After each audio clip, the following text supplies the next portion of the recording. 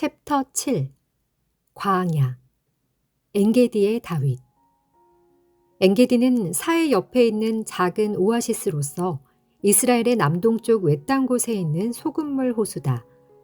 요즘은 여행객과 수영하는 사람을 위한 작은 공원이 있다. 종려나무 몇 그루, 음료수 상점, 수영 후 소금기를 씻어내고 옷을 갈아입을 수 있는 탈의장 등이 갖추어져 있다. 보통 수영하는 사람이 12명 정도 있다. 사실 수영이라기보다는 그저 떠다니는 것이다.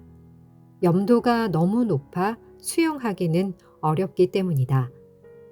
거기서 서쪽으로 270m 정도 가면 높이가 600m 이상인 깎아지른 듯한 절벽이 있고 그 위에 넓은 고원이 펼쳐져 있다. 그 고원과 절벽은 심한 침식으로 고립하여서 복잡한 협곡과 동굴들이 형성되어 있다. 이곳이 바로 엔게디 광야다. 넓디 넓은 황무지인 이곳은 아마도 지구상에서 가장 험하고 황량한 지역일 것이다. 하이에나, 도마뱀, 대머리 수리 등이 당신을 맞아준다. 몇 해 전 나는 엔게디에서 몇 시간 머무른 적이 있다. 봄날이었다. 나는 다윗이 사울왕을 피해 도망치는 신세였을 동안 살았던 지역을 직접 느껴보고 싶었다. 나는 절벽에 올라가 보기도 하고 동굴에 들어가 보기도 하면서 이토록 험한 환경에서 다윗이 어떻게 목숨을 부지하며 살았을까 상상해 보았다. 모든 것이 낯설고 생소하고 이질감이 느껴졌다. 황량한 광야.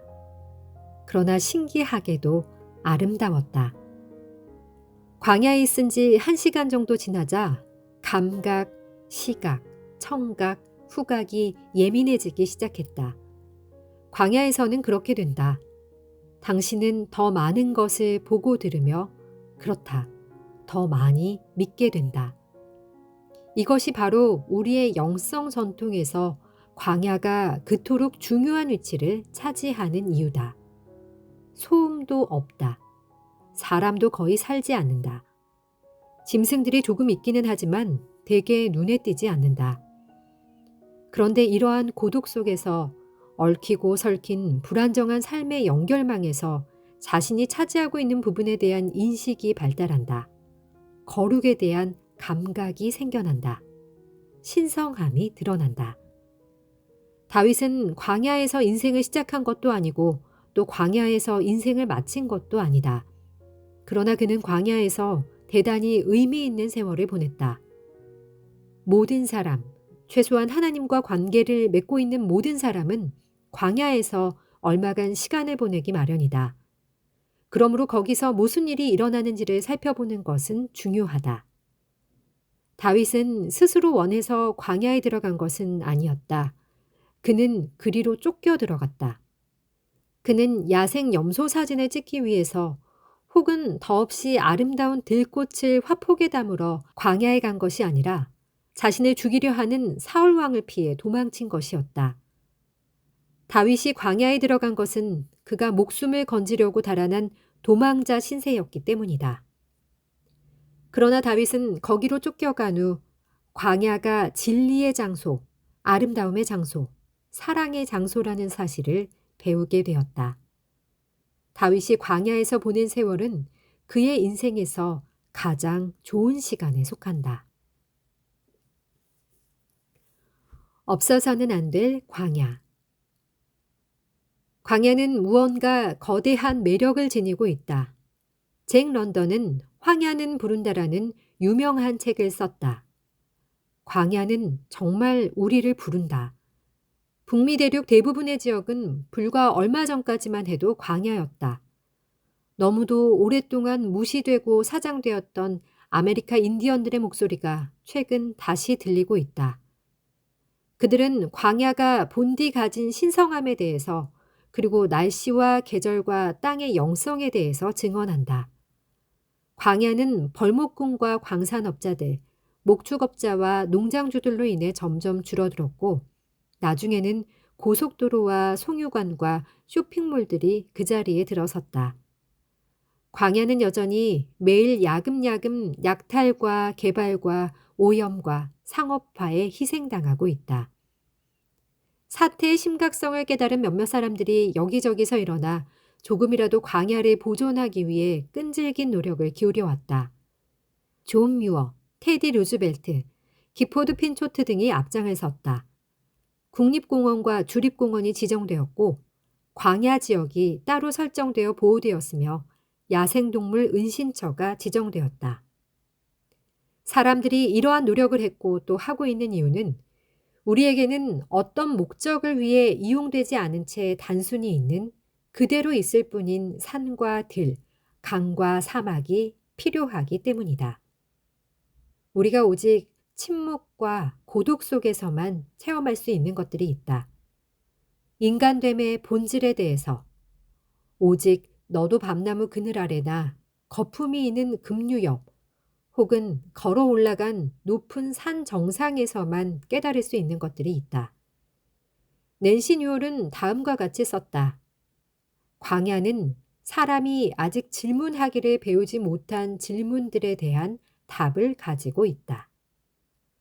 광야에 있을 때에는 해야 할 임무도 지켜야 할 약속도 없으며 그 무엇에도 매여 있지 않다. 그저 깨어 있고 그저 살아 있으면 된다. 그것이 전부다. 광야에 있을 때 우리는 흔히 삶이 단순해지고 깊어지는 것을 체험한다. 사람들은 광야에서 며칠 혹은 몇 시간을 보내고 난 후 자신이 좀 더 자신다워지고 정리되고 자연스러워진 것을 느낀다. 비록 하나님의 이름을 부르지 않고는 광야 생활에 익숙해질 수 없긴 하지만 어쨌든 사람들은 매우 자주 하나님의 이름을 부른다. 광야에는 매우 매력적인 무언가가 있다. 물과 광야가 없어져 버린다면 세상은 어떻게 될까? 그들을 남겨둘지어다. 아, 그들을 남겨둘지어다. 물과 광야를. 잡초와 광야여 무궁히 살지어다. 그러나 광야는 또한 겁나는 곳이기도 하다. 광야는 숨이 멎을 만큼 아름다운 곳이지만 동시에 아무것도 예측할 수 없는 위험한 곳이다. 폭풍우가 일면 천사의 얼굴과 같았던 하늘은 순식간에 악마의 얼굴로 돌변한다. 멋진 자태를 보이던 동물도 순식간에 사나운 살인마로 변할 수 있다. 다채로운 빛깔을 반사하며 보는 이를 즐겁게 해주던 산개울이지만 발 한 번 잘못 디디어 빠지면 순식간에 우리의 몸을 찬물로 얼려버린다. 광야는 순식간에 우리의 목숨을 앗아가 버릴 수 있는 방법을 수없이 가지고 있다. 광야에는 언제나 이처럼 아름다움과 위험, 그리고 자연 그대로의 단순성과 끔찍한 재난 사이의 긴장이 존재한다. 우리들 대부분은 이러한 긴장을 오래 견디지 못한다. 그래서 우리는 마을과 도시로 나가 살게 된다. 우리는 수도꼭지와 아궁이, 지붕과 도로 표지판, 식료품 가게와 경찰서와 소방서를 사방에 갖추어 놓고 산다. 우리는 밤에는 문을 잠그고 비가 올 때는 우산을 받치고 개는 줄에 매어 기른다. 그러나 우리가 아무리 완전히 문명화된 곳에 살고 있다 하더라도 갑자기 광야로 내던져지는 때가 있다. 이는 지리적인 광야가 아니라 내가 상황적인 광야라고 부르는 광야다. 모든 것이 다 잘 풀렸다.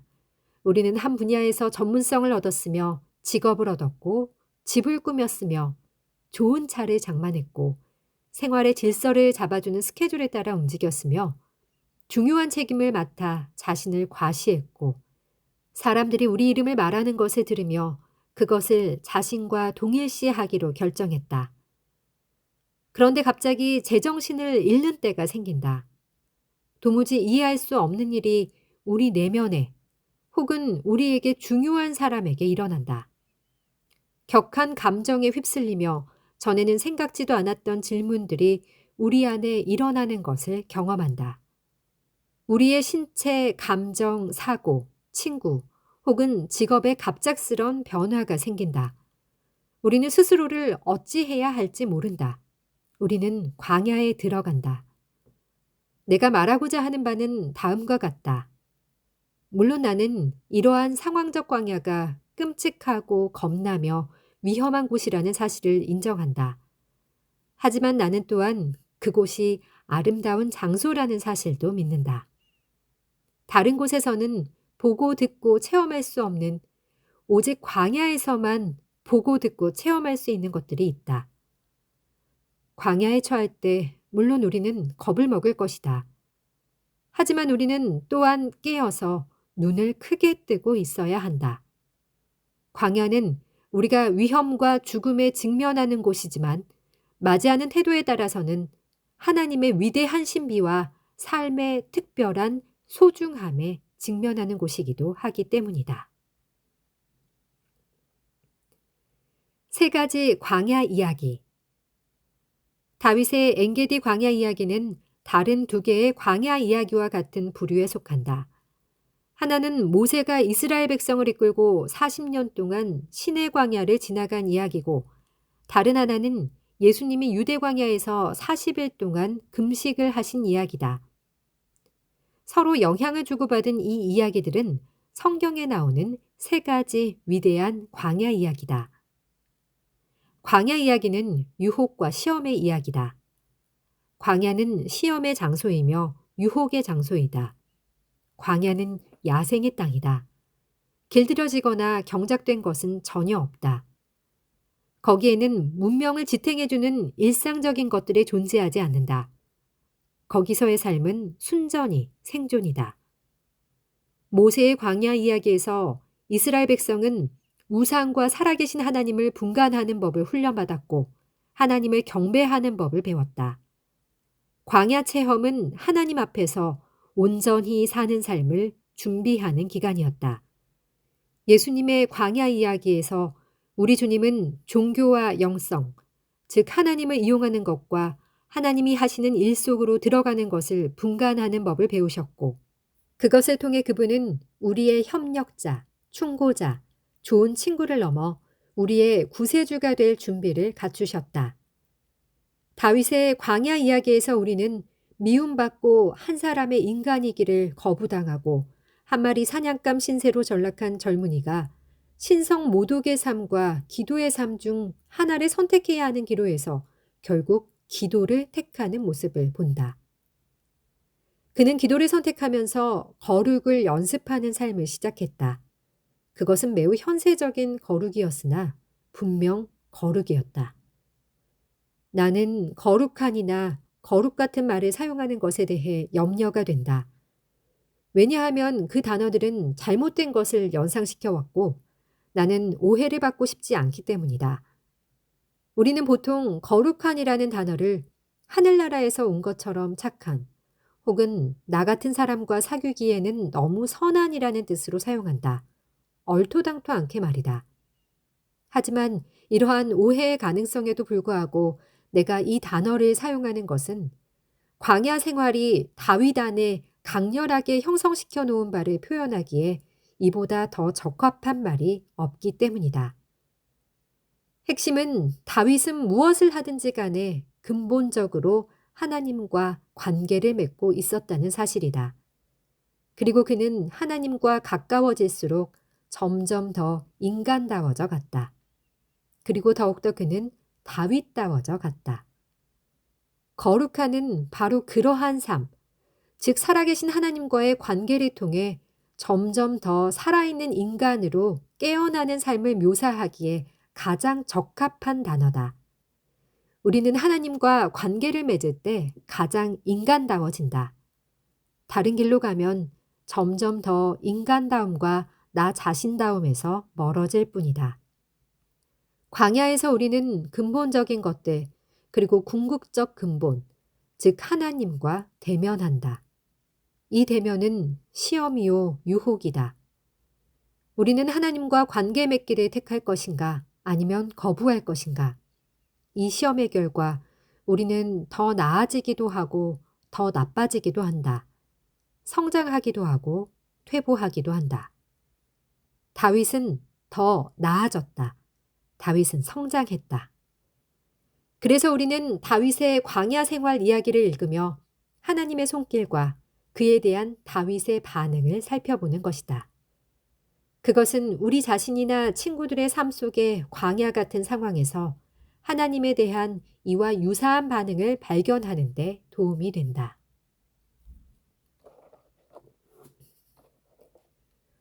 동굴 속의 사울 왕. 다윗의 광야 생활에 대해서는 15개의 이야기가 전해지고 있다. 그 초기 이야기 중에 엔게디 근처의 광야 동굴에서 다윗과 사울이 만난 이야기가 있다. 다윗과 그를 따르는 젊은이 몇 사람이 사해의 절벽에 나 있는 어느 동굴 속에 숨어 있다. 날은 무척 덥고 동굴 안은 시원하기 때문이다. 그들은 동굴 속 깊은 곳에서 쉬고 있었다. 그런데 갑자기 동굴 입구 쪽에 사람 그림자가 나타난다. 그들은 그가 사울왕임을 알아보고 대경실색한다. 이만큼 가깝게 추적당하고 있으리라고는 예상하지 못했다. 그러나 동굴 안으로 들어온 사울은 그들을 알아보지 못한다. 장렬하는 사막 태양의 빛 가운데 있다가 들어왔기에 그의 눈은 아직 어둠에 익숙해지지 않았다. 그래서 동굴 안쪽 어두운 구석에 있는 형체들을 알아보지 못한 것이다. 게다가 그는 그때 그들을 찾을 목적으로 거기에 들어온 것이 아니라 대변해 보려고 들어온 것이다. 그는 그들을 향해 등을 보이고 앉는다. 다윗과 그를 따르는 젊은이들은 상황을 파악한다.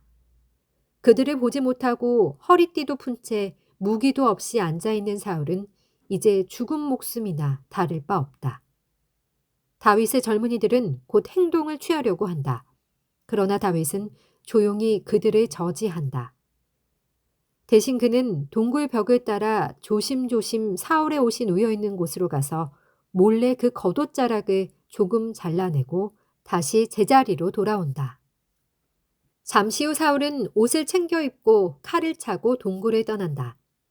사울이 어느 정도 먼 곳까지 갔을 무렵 다윗은 동굴의 입구에 나와서 그를 향해 외친다. 왕은 협곡 건너편에 있다. 다윗은 외친다. 임금님! 임금님! 뒤를 돌아본 사울은 대경실색한다. 다윗은 정중히 예를 갖추어 왕에게 절을 한다. 그리고 말한다. 왜 임금님은 제가 당신의 적이라고 말하는 사람들의 말을 그대로 믿으십니까? 지금 제가 손에 들고 있는 것을 보십시오. 바로 임금님의 옷자락입니다. 조금 전 저는 임금님의 옷자락을 베는 대신 임금님을 벨 수도 있었습니다. 임금님을 죽일 수도 있었단 말입니다. 그러나 저는 결단코 그럴 뜻을 가지고 있지 않습니다. 제가 어찌 감히 여호와의 기름 부음을 받은 분을 해하려 하겠습니까? 여기가 바로 이 이야기 중에서 특히 우리의 관심을 끄는 부분이다. 다윗은 사울을 여호와의 기름 부음 받은 자라고 부른다. 나는 절대로 손에 들어 우리의 임금님을 치지 않겠다고 다짐하였습니다. 임금님은 바로 주께서 기름 부어 세우신 분이기 때문입니다. 하나님과의 관계를 맺으며 살아간 광야 생활을 통해 다윗 안에는 신성함을 알아볼 줄 아는 감각이 크게 자라났던 것이다. 모든 것과 모든 사람 안에서 하나님의 아름다움과 임재와 거룩을 알아보는 그의 인식은 척박한 광야 생활 중에 놀랄 만큼 자라났다. 무엇보다도 다윗은 경외할 줄 알았다. 그는 경이롭게 여길 줄 아는 능력이 뛰어났다. 광야 시절에 쓴 많은 시편들은 이를 뒷받침해주는 증거다. 이 이야기는 그의 그러한 거룩한 삶의 면모를 보여준다. 사울이 암청색 사해와 건너편 적색 모압 절벽을 배경으로 동굴 입구의 모습을 드러냈을 때 그것은 하나님이 창조하시고 복을 주신 하나의 장관이었다. 다윗은 거기서 적을 보지 못했다. 다만 그는 거기서 비록 결함을 가지긴 했지만 하나님의 택하심을 입은 장엄한 왕을 보았고 경의를 표했다. 보기 흉한 속된 장면이 아닐 수 없었다. 옥좌에 앉아 있어야 할 왕이 등을 보인 채 쭈그리고 앉아 대변해 본 것이다. 그러나 다윗은 현세적이었긴 해도 저속하지는 않았다. 그는 오히려 그 장면을 다함없는 경의를 표하는 기회, 신성한 순간, 생명에 대한 말할 수 없는 경외감을 표현하는 계기로 삼았다. 얼마 후 시베에 있는 하길라산에서 비슷한 상황이 또 한 번 연출되었다. 야밤에 사울의 진영에 잠입한 다윗은 무방비 상태로 잠에 골아떨어진 사울을 발견했다. 이번에도 그는 손쉽게 사울을 죽일 수 있었지만 그렇게 하지 않았다.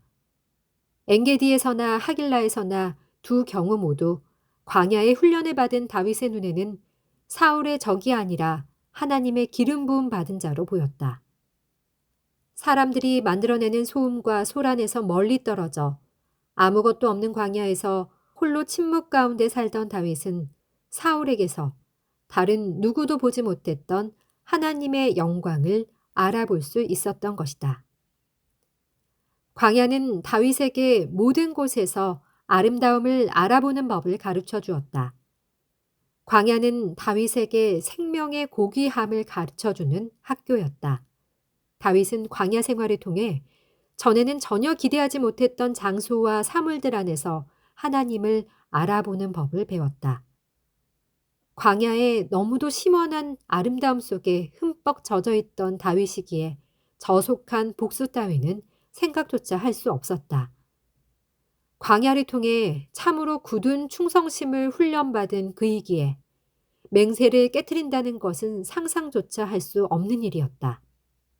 광야를 통해 참으로 하잘것없는 돌멩이 하나 속에서도 하나님의 임재를 알아보는 법을 배운 다윗은 그 어떤 사물도 그 어떤 사람도 감히 함부로 대하거나 업신여길 수 없었다.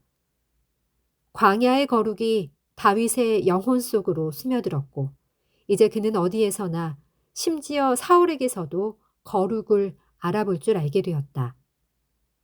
그가 보기에 사울을 죽인다는 것은 신성 모독이었다. 우리의 몸은 성령이 거하시는 전, 즉 거룩한 장소라고 바울이 가르치기 천여 년 전에 다윗은 엔게디 광야에서 심지어 사울의 몸에서도 그 심원한 진리를 발견하고 체험했던 것이다. 내가 주께로 피합니다. 다윗은 거룩을 발견함과 동시에 피난처를 발견했다. 사무엘서는 다윗 이야기의 외면을 말해주고 시편 다윗의 기도문은 같은 이야기의 내면을 말해주는데 이 두 가지 면은 피난처라는 단어에서 만난다. 우리는 시편에서 반복해서 피난처라는 단어를 만난다.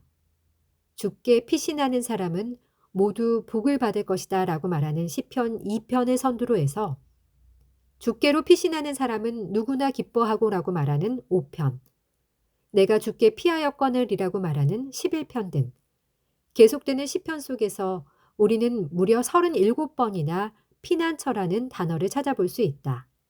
동사로 25번, 명사로 12번. 다윗과 그로부터 이어져 내려오는 시편 전통은 영적인 의미를 위한 이야기적 배경을 제공한다. 광야는 다윗이 피난처라는 단어의 뜻을 알게 된 사전이었다.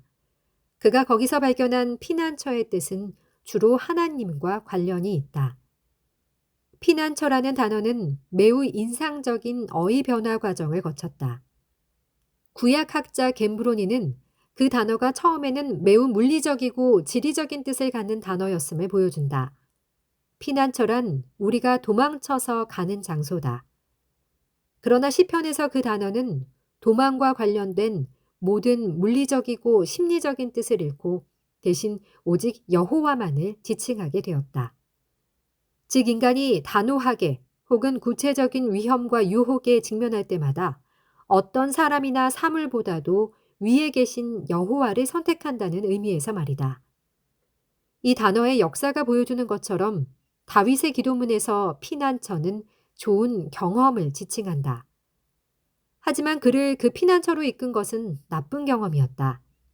그는 처음에는 그저 목숨을 부지하고자 달려가기 시작했다. 그리고 어느 순간에 마침내 그토록 찾아 달려왔던 생명을 발견했다. 그 생명의 이름은 바로 하나님이다. 하나님은 나의 피난처이십니다. 이런 일은 지금도 일어난다. 이는 본디 영성에 일어나는 기이한 일들 중 하나다. 우리가 처음에 무엇을 느끼고 행하고 생각했든지 그것은 우리를 하나님께로 인도해 주는 길이 될 수 있다. 직통으로가 아니면 돌아서라도, 다시 말해서 우리가 처음부터 하나님에서 출발하는 경우는 무척 드물다는 것이다. 보통 우리의 출발선은 피부에 가장 와닿는 일들이다. 엉망이 되어버린 집안, 말 안 듣는 차, 까다로운 배우자, 고집센 아이 등, 혹은 찬란한 해돋이, 희열에 찬 미소, 꿰뚫는 통찰 같은 기막힌 순간들. 우리는 엥게디 광야에서 살고자 바둥거리며 출발한다. 그러나 자기도 모르는 사이 우리는 어느덧 하나님의 광야에서 희열을 맛보는 것이다. 전통적으로 이 이야기와 연관된 것으로 여겨지는 다윗의 기도는 시편 57편이다. 이 시에는 당시 다윗이 도망자 신세였음을 알게 하는 구절들도 보이지만 우리에게 가장 깊은 인상을 남기는 것은 하나님을 향한 그의 열정적이고 용솟음치는 찬양이다. 이는 사울이 다윗을 광야에 있게 한 원인이긴 해도 결코 광야를 규정하거나 지배하지는 못했음을 말해준다. 광야는 사울이 아니라 하나님으로 가득한 곳이었다. 하나님, 나를 불쌍히 여겨주십시오. 불쌍히 여겨주십시오. 내가 주께로 피합니다. 이 재난이 지나가기까지 내가 주의 날개그늘 아래로 피합니다. 가장 높으신 하나님께, 나에게 모든 것을 이루어 주시는 하나님께 내가 부르짖으니 하늘에서 응답하시고 나를 핍박하는 자들을 책망해 주십시오. 하나님의 한결같은 그 사랑과 진실을 나에게 보내주십시오. 내가 사람을 잡아먹는 사자들 한가운데 누워있어 보니 그들의 이빨은 창끝과 같고 화살촉과도 같고 그들의 혀는 날카로운 칼과도 같았습니다. 하나님, 하늘 높이 들림을 받으시고 주님의 영광이 온 땅에서 높임을 받으십시오. 그들은 내 생명의 겨냥에서 내 발 앞에 그물을 치고 내 앞에 함정을 파놓았지만 오히려 그들이 그 함정에 빠져들고 말았습니다. 하나님, 내 마음은 흔들림이 없습니다. 진실로 내 마음은 확고합니다. 내가 가락에 맞추어 노래를 부르겠습니다. 내 영혼아 깨어나라. 검은 고야 수금아 깨어나라. 내가 새벽을 깨우련다. 주님, 내가 만민 가운데서 주님께 감사를 드리며 문 나라 가운데서 노래를 불러 주님을 찬양하렵니다. 주의 한결같은 그 사랑, 너무 높아서 하늘에 이르고 주의 미쁘심 구름까지 닿습니다. 하나님, 하늘 높이 높임을 받으시고 주의 영광이 온 땅 위에서 높임을 받으십시오. 광야 자체는 무대에 불과하다. 사울과 다윗은 둘 다 광야에 있었다. 사울은 오로지 다윗을 잡을 생각에 다윗을 쫓아 달려갔고 살인만을 생각했다. 반면 다윗은 하나님께 달려가서 하나님을 피난처로 삼는 기도를 하며 경이로움에 눈을 크게 뜨고 그 영광을 받아들이며 한결같은 사랑과 약속을 지키시는 진실의 하나님에 대해 알고 준비했다. 광야를 호락호락하게 여겨서는 안 된다. 왜냐하면 그곳은 위험한 곳이기 때문이다. 그러나 광야를 회피해서도 안 된다. 왜냐하면 그곳은 참으로 경이로운 곳이기 때문이다.